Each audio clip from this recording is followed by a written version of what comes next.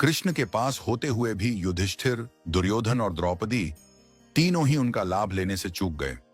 दुर्योधन को तो कृष्ण ने 2 बार कुछ लेने का अवसर दिया, परंतु धन, शक्ति और अभिमान के चलते वह लाभ लेने से चूक गया। युधिष्ठिर सबसे बड़े होते हुए भी कृष्ण का लाभ न ले पाए। उलटे कृष्ण से कह दिया कि वे द्यूत क्रीड़ा में भाग न लें और कक्ष से बाहर ही रहें। जब दुशासन रजस्वला द्रौपदी को केश पकड़कर द्यूत भवन में घसीट कर ले जा रहा था, जब भरी सभा में उन्हें निर्वस्त्र कराने का आदेश दे रहा था, तब भी उन्होंने कृष्ण को याद नहीं किया। याद तब किया जब उनकी साड़ी खींची जाने लगी। बस कृष्ण आ गए, लाज बच गई। कृष्ण आते हैं पर उन्हें याद करना पड़ता है। युधिष्ठिर जब एक के बाद एक सब कुछ हारे जा रहे थे, तब भी उन्होंने कृष्ण को याद नहीं किया।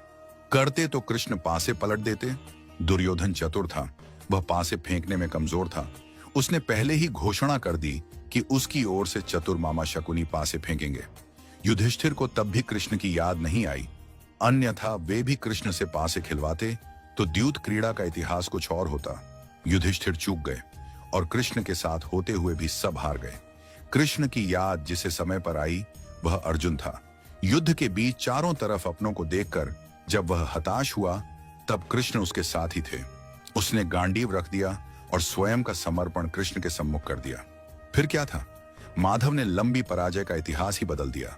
सच है, मुरली बजैया को समय पर याद करना पड़ता है।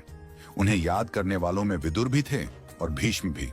धृतराष्ट्र पुत्र मोह में चूक गए और तमाम कौरव भी। परिणाम देखिए, कुंती के 5 जीवित रहे, गांधारी का कुल समाप्त हो गया। कृष्ण विमुख होकर ना कृपाचार्य रहे ना द्रोणाचार्य। कृष्ण साथ ना हो तो भी कोई बात नहीं, उन्हें आदत है, वे पुकार पर चले आते हैं। महाभारत काल में कृष्ण साक्षात थे, परंतु उस समय के लोग चूक गए। सुदामा साथी थे, वे भी चूक गए, पर सुदामा की पत्नी ने नहीं चूका, किस्मत बदल गई। रामावतार में रावण जानता था कि राम के आने का उद्देश्य क्या है। कृष्ण अवतार में कंस अभागे थे, सगा भांजा कौन है जान ही ना पाए। कृष्ण को जानना और पहचानना जरूरी है। जिन खोजा तिन पाइया, गहरे पानी पैठ। कोई कृष्ण नहीं हो सकता, केवल कृष्ण को जान सकता है। कृष्ण आज भी हमारे आसपास हैं। उन पर भरोसा हो तो उन्हें पाना संभव है। कितनी अबलाएं आधुनिक असुरों का ग्रास बन रही हैं।